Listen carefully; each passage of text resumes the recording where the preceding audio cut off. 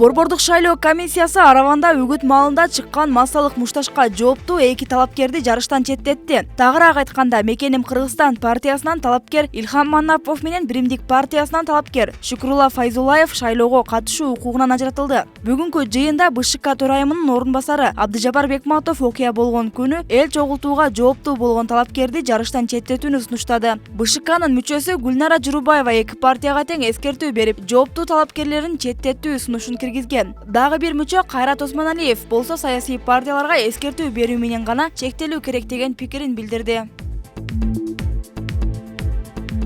Кыргызстанда 24-сентябрга карата 127 адамдан коронавирус табылды. Илдетке каршы республикалык штабтын маалыматына ылайык, ооруп жаткан бейтаптардын 101-и аякты. Каза болгондор катталган жок. Жаңы катталган учурлар Ош облусунда 38, Баткен облусунда 29, Жалал Абад облусунда 20, Бишкек шаарында 19, Ош шаарында 8, Чүй облусунда 4, Ысык Көл облусунда 4, Талас облусунда 3, Нарын облусунда 2, өлкөдө COVID-19 вирусуна чалдыккандардын жалпы саны 45.757 кишиге жетти. Алардын 42.005-и айыгып, 1063-ü жашоо менен кош айтышты. Бейтап болгондордун 3214-ü медицина кызматкерлери, алардын 2896-сы сакайды, 70-тен ашууну көз жумду.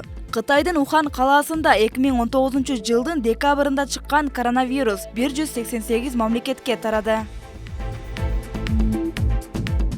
Республика партиясы Кадамжайда акча таратылган окуяга тиешебиз жок. Аталган саясий партия бүгүн 24-сентябрда дал ушундай билдирүү таратып, интернетке тараган видеодо жарандарга акча таратып жаткан адам партия менен кызматташпай турганын маалымдады. Белгилей кетсек, кечээ 23-сентябрда Баткен облустук милициясы Кадамжайда бир тургун шайлоодо жарандардын добушун сатып алуу максатында акча таратканы үчүн суракка чакырылганын билдирген. Партия акча таратууга шек саналган киши республиканын тизмесиндеги талапкерлердин биринин досу экенин, айылдаштарын үгүт жыйынга алып келүүгө автоунаа уюштурулганын кошумчалап, окуянын ачык айкын иликтөөгө чакырды.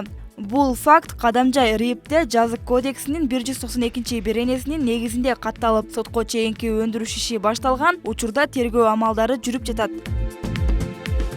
23-сентябрь улуттук коопсуздук боюнча мамлекеттик комитеттин коррупцияга каршы күрөш кызматы Ички иштер министрлигинин ички иликтөө кызматы менен бирге ИИМдин баңгизаттарды мыйзамсыз жүгүртүүгө каршы күрөш кызматынын Чүй облустук башкармалыгынын кызматкерин ири өлчөмдө баңгизат сатууга аракет кылган деген шек менен колго түшүрдү. Бул тууралуу атайын кызмат билдирди. УКМК тараткан маалыматка ылайык, милициянын полковниги жалпы өлчөмү 1,5 килограмм баңгизатты 581 000 сомго сатууга аракет кылган. Учурда бул факт кылмыштар менен жоруктардын бирдиктүү реестрине жазык кодексинин 267-беренеси менен катталды. Кылмышка шектүү атайын кызматтын тергөө абагына киргизилди. Тергөө жүрүп жатат.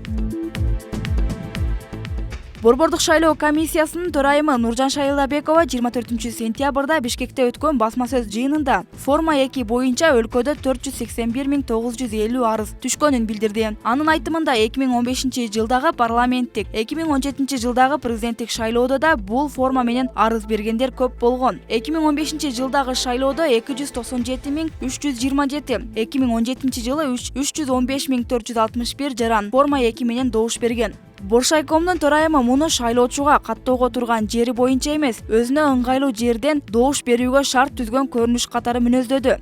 Маалыматка караганда, календарлык планга ылайык шайлоочулардын тизмесин тактоо иштери аяктады. Шайлоочулардын акыркы тизмесине 3 523 532 киши кирди. Тизме мамлекеттик каттоо кызматынын маалыматынан жана жарандар берген арыздардын негизинде түзүлдү. Акыркы тизмеде шайлоочулардын саны болжолдуу тизмеге салыштырмалуу 94 000 адамга көп болду, деди Нуржан Шайлдабекова. Кыргызстандын 120 орунду жогорку кеңешинин депутаттарын шайлоо 4-октябрда өтөт. Ага 16 партия атсалышууда. Коронавируска каршы республикалык ыкчам штаб эл көп чогулган иш-чараларды, той аштарды өткөрүүгө тыюу салуу боюнча талапты сактоо жана көзөмөлдөө маселесин көтөрдү. 24-сентябрда ушундай тапшырма жергиликтүү бийликтерге жана тийиштүү мамлекеттик органдарга берилгени расмий кабарланды. Соңку күндөрү Ош, Баткен, Жалал Абад облустарында коронавируска чалдыккандар жана өпкөсү кагынгандар көбөйдү. 24-сентябрга карата COVID-19 вирусу аныкталган 127 кишинин 38-и Ош, 29-у Баткен, 20-сы Жалал Абад облусунда, 19-у Бишкек шаарында, Саламаттыкты сактоо министрлиги илдеттин кайра жайыла баштаганына адамдар бет кап кийбегени, санитардык нормаларга көңүл кош экени себеп болуп жатканын билдирди. Штабты жетектеген биринчи вице-премьер-министр Алмазбек Батырбеков той өткөрүү, эл чогулган иш-чараларды уюштурууда кенебестик мамиле улана берсе, өкмөт мыйзамга ылайык башка чара көрөрүн эскертти. Улуттук банктын маалыматына караганда 23-сентябрда жалпысынан 11,2 миллион доллар валюта рыногуна чыгарылды. Бул аракет улуттук валюта сомду колдоо максатында ишке ашты. Улуттук банк ушуну менен сентябрда долларды сатуу боюнча экинчи ирет интервенция жүргүздү. 2020-жылдын башынан бери валюта рыногунда сатылган доллар 238,6 миллионду түздү. Акыркы кезде Кыргызстанда доллардын сомго карата курсу жогорулап жатат. 23-сентябрда 1 доллардын наркы 80 сомго чейин көтөрүлдү.